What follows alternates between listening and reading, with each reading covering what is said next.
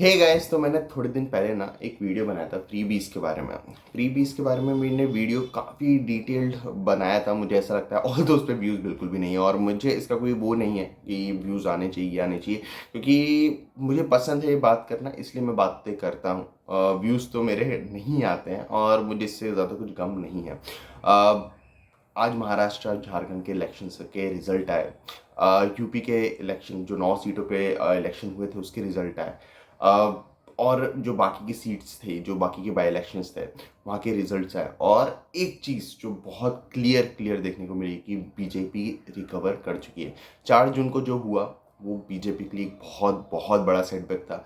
और वहाँ से सबको ऐसा लग रहा था कि यहाँ से डाउनफॉल होता ही चला जाएगा। यहाँ से एक जो मोमेंटम बना है इंडिया ब्लॉक का, वो एक कहाँ काफ़ी हद तक आगे लेके जाएगा। और शायद इंडिया ब्लॉक नेक्स्ट 2029 में शायद कुछ बड़ा करिश्मा भी दिखा सकती है। लेकिन हमने हरियाणा चुनाव में वो देखा, आज महाराष्ट्र के चुनाव में हमने वो देखा कि BJP know how to recover from setbacks. मतलब उन्हें पता है कि वो सेटबैक से कैसे रिकवर करते हैं। और सच में ये बहुत बहुत ज़्यादा अच्छी बात है कि किसी को भी पता होना, मतलब एक इंडिविजुअल लेवल पे भी, एक पार्टी, एक ऑर्गेनाइजेशन लेवल पे भी ये पता होना कि रिकवर कैसे किया जाता है, ये बहुत ज़्यादा बड़ी बात है। मतलब सच में जिस तरह से उन्होंने रिकवर किया है ना, वो मैजिकल है। मतलब सच में आप ड्रीम कर सकते हो इस तरह की रिकवरी का, इस तरह की कमबैक का। कितनी सारी बातें करने के लिए कि महाराष्ट्र के इलेक्शन में क्या कुछ नहीं हुआ, क्या कुछ नहीं हुआ। मतलब पैसों को अंधा अंधा पैसा बांटा गया है। हमारी जेब से लेकर हमें ही पैसा दिया गया है। अगर आप गवर्नमेंट के पॉइंट ऑफ व्यू से बात करोगे, फ्री बीज दिए गए बहुत सारे बहुत सारे। और फ्री बीज कहाँ से आते हैं? हमारे पैसों से आते हैं। फ्री बीज दिए गए, अंधे फ्री बीज दिए गए, अलग अलग वादे किए गए। पिछले 2.5 साल में इतने सारी पार्टियों को तोड़ा गया, मतलब दोनों ही बड़ी पार्टियों को तोड़ा गया। और उन दोनों ही पार्टियों ने ओरिजिनल पार्टी से ज़्यादा अच्छा परफॉर्म करा। मतलब ये किस किसी मैजिक से कम नहीं है। मतलब पर्सनली यार, अगर आप मुझसे 4 दिन पहले या 2 दिन पहले पूछते कि यार एकनाथ शिंदे ना जो उद्धव ठाकरे हैं उनसे इतना इतना ज़्यादा बेहतर परफॉर्म करेंगे कि उद्धव ठाकरे 17-18 सीट पे आ जाएंगे और वो 50-60 सीट पे आ जाएंगे, मैं आपको बोलता कि ये हो ही नहीं सकता। अगर आप मुझसे पूछते, मैं बोलता ये हो ही नहीं सकता कि इतना बड़ा गैप है। हो सकता था अगर आप मुझसे ये बोलते कि यार उद्धव ठाकरे 40 सीट पे आएंगे, एकनाथ शिंदे 50 सीट पे, मैं तब भी अग्री कर सकता था। लेकिन इतने बड़े गैप के लिए मैं तो रेडी था ही नहीं। मतलब मुझे लगता ही नहीं था। मैं ये नहीं बोल रहा हूँ कि यार मेरी पॉलिटिकल समझ बहुत ज़्यादा है, मैं बहुत लिमिटेड पॉलिटिकल समझ है, मैं इस चीज़ को मान के चलता हूँ हमेशा। लेकिन इतना बड़ा गैप की मेरे को बिल्कुल भी उम्मीद नहीं थी। जेनुअनली बिल्कुल उम्मीद थी ही नहीं कि इतना बड़ा गैप आएगा यार, एकनाथ शिंदे इतना ज़्यादा टेक ओवर कर लेंगे चीज़ों को। और जो उन्होंने मुंबई कोंकण में जो मचाया है, मतलब सच में ये वर्ड शायद हल्का हो सकता है, लेकिन क्या मचाया है उन्होंने, मतलब सच में इतना ज़बरदस्त परफॉर्मेंस मुझे नहीं लगता था कि वो कर पाएंगे। मुझे था कि वो डेफिनेटली अच्छा परफॉर्म करने वाले हैं, क्योंकि जितना उनकी पकड़ है थाने, नवी मुंबई, रायगढ़ ज़िले में जितनी उनकी पकड़ है, वो दिख के आता है अगर आप ग्राउंड लेवल पे जाओगे तो। लेकिन इतना ज़बरदस्त परफॉर्म करेंगे मुझे पर्सनली उम्मीद नहीं थी। अजीत पवार की बात करें, क्या हुआ था उनका लोकसभा इलेक्शन में? मतलब सबने बोल दिया था कि सबसे वीक कड़ी है, ये है वो है। इतना क्रिटिसाइज किया गया है उनको महायुक्ति में, महाविकास अघाड़ी में, पब्लिक में इतना ज़्यादा क्रिटिसाइज किया गया था कि उनकी सीटों की बार्गेनिंग पावर ही ख़त्म कर दी गई थी। लेकिन क्या परफॉर्म किया है उन्होंने भी, मतलब जेनुअनली बहुत ज़बरदस्त परफॉर्म करा। और सेम अगर कोई मुझसे 4 दिन पहले बोलता कि अजीत पवार और शरद पवार में से Ajit Pawar almost double seat लाने वाले, तो मैं अग्री ही नहीं करता।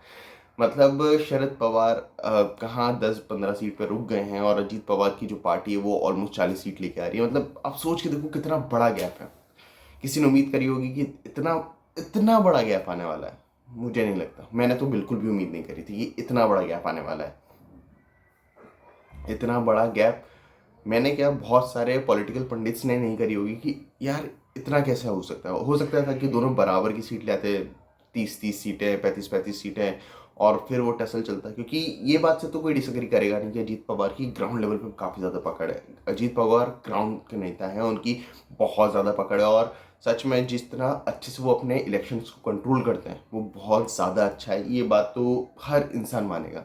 ये बात वो इंसान भी मानेगा जिसने लोकसभा के टाइम उनको क्रिटिसाइज़ करा था कि उनकी ग्राउंड पे पकड़ बहुत मजबूत है। और लोकसभा इलेक्शन एक अलग फ्रेम हमें दिया था सबको कि उनकी भी पकड़ ढीली हो सकती है, लेकिन उन्होंने ये दिखा दिया विधानसभा चुनाव में कि वो ज़मीन के नेता हैं और उनकी आज भी पकड़ है। कांग्रेस और बीजेपी की बात करें, कांग्रेस ने एक जादू किया लोकसभा इलेक्शन में। नाना पटोले के नेतृत्व में एक ऐसा मैजिक क्रिएट करा जिसकी उम्मीद किसी को भी नहीं थी। अगर आप किसी कांग्रेस नेता से भी पूछते कि आपकी 13 सीट आने वाली है लोकसभा इलेक्शन में, वो हंस देते आपको। वो क्या, कोई भी हंस देता कि यार 13 सीट तो आ ही नहीं सकती हैं, कैसे आ जाएंगी। लेकिन वो मैजिक हो गया, वो 13 सीट आ गई। अब वो 13 सीट आ गई तो उनको भी थोड़ा हो गया। नाना पटोले को लगा कि मैं बहुत बड़ा नेता हूँ, पूरे पैन महाराष्ट्र नेता बन गया हूँ। ऐसा नहीं था। अगर ऐसा होता तो ये विधानसभा इलेक्शन में भी हमें देखने को मिलता है, जो कि दिखा ही नहीं। मतलब 20 सीटें टच नहीं कर पाए ये। इससे बड़ा सेटबैक क्या हो सकता है? इससे बड़ा सेटबैक कुछ हो ही नहीं सकता है कि आप 20 सीटें टच ना कर पाओ। आपकी कॉम्पिटिटर जो डायरेक्ट कंपटीशन में आपके है वो है बीजेपी। वो 130 के आसपास सीटें जीतते हुए दिख रही है। मतलब इमेजिन करके देखो कितना बड़ा डिफरेंस है यार, कितना बड़ा डिफरेंस है, कोई कंपैरिजन ही नहीं है। मैं महाराष्ट्र की बात बहुत ज़्यादा कर रहा हूँ क्योंकि महाराष्ट्र सबसे ज़्यादा क्रिटिकल स्टेट था। वहाँ इतनी सारी पार्टीज थी, एक एक सीट पर 10-10, 15-15 मजबूत कैंडिडेट लड़ रहे थे, इसलिए मैं इतनी ज़्यादा बात कर रहा हूँ। बात करें झारखंड की, झारखंड में अगेन बहुत सरप्राइजिंग रिजल्ट। झारखंड में अगर कोई अगेन मुझसे बोलता कि जेएमएम इतनी बड़ी जीत लेके आने वाली, क्योंकि इंडिया गठबंधन को वहाँ पर ऑलमोस्ट 50 सीटें आई है, मुझे बहुत ज़्यादा डाउट होता। लेकिन वो ऐसा करने में कामयाब हुए हैं। उन्होंने अपनी सीट लेके आए हैं इतनी 50 सीटों के आसपास लाना बहुत ज़्यादा बड़ी बात है। अगर झारखंड जैसे स्टेट की बात करो, वो भी रिपीट कर रहे हो जब आप अपनी गवर्नमेंट, यहाँ से एक चीज़ बहुत क्लियर हो जाती है। मैं दोनों ही चीज़ों को समराइज करने पे आ रहा हूँ कि फ्रीबीज का काफ़ी ज़्यादा चलन है। अगर आप एक टेक्स्ट बुक वाला पढ़ेंगे ना, तो फ्रीबीज ने एक जादू तो दिखाना चालू कर दिया, जो मैंने लास्ट वीडियो में भी कहा था कि एक है सिचुएशन पॉइंट आएगा, लेकिन वो अभी आया नहीं है। एक मध्य प्रदेश इलेक्शन में जो हमने जादू देखा, छत्तीसगढ़ इलेक्शन में जो हमने जादू देखा, कर्नाटक इलेक्शन में जो हमने जादू देखा, तेलंगाना के इलेक्शन में हमने जो जादू देखा, फिर हमने ये जादू देखा है महाराष्ट्र के इलेक्शन में और झारखंड के इलेक्शन में, साथ ही साथ हरियाणा के इलेक्शन में। यहाँ पर एक चीज़ कॉमन है, डीबीटीज, डायरेक्ट बैंक ट्रांसफ़र। इन सारे इलेक्शन में या तो वादे किए गए हैं कि हम आपको डीबीटी देंगे, या फिर जो गवर्नमेंट थी उन्होंने डीबीटी स्टार्ट करा है, डायरेक्ट बैंक ट्रांसफ़र स्टार्ट करा है, जिसके कारण वो रिपीट करने में कामयाब हुए हैं। मध्य प्रदेश देखे हो गया लाडली बहना योजना, महाराष्ट्र देखे हुए लाड़की बहना योजना, छत्तीसगढ़ में महतारी बहना योजना का उन्होंने ऐलान किया था, महतारी योजना आई थिंक, जितना मुझे नाम याद आ रहा है। तेलंगाना में उन्होंने बोला था कि हम करने वाले हैं, तेलंगाना में कांग्रेस आई। कर्नाटका में बोला कर्नाटका में सरकार है। हरियाणा में बोला हरियाणा में सरकार रिपीट हुई।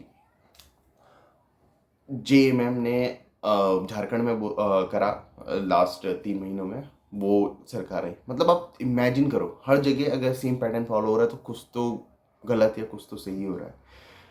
हम जैसे लोग जो फ्रीबीज को क्रिटिसाइज करते हैं, मैं स्पेशली अपने आप की बात करना चाहूँगा, मैं फ्रीबीज के सपोर्ट में नहीं हूँ, मैं फ्रीबीज को क्रिटिसाइज करता हूँ। अगर मेरे जैसे लोग फ्रीबीज को जो क्रिटिसाइज करते हैं, अगर उनके अपोजिट सारी चीज़ें हो रही हैं, तो शायद हम गलत एनालाइज कर रहे हैं चीज़ों को, या फिर जेन्युइनली इनका ग्राउंड पे बहुत ज़्यादा रेजोनेंस है।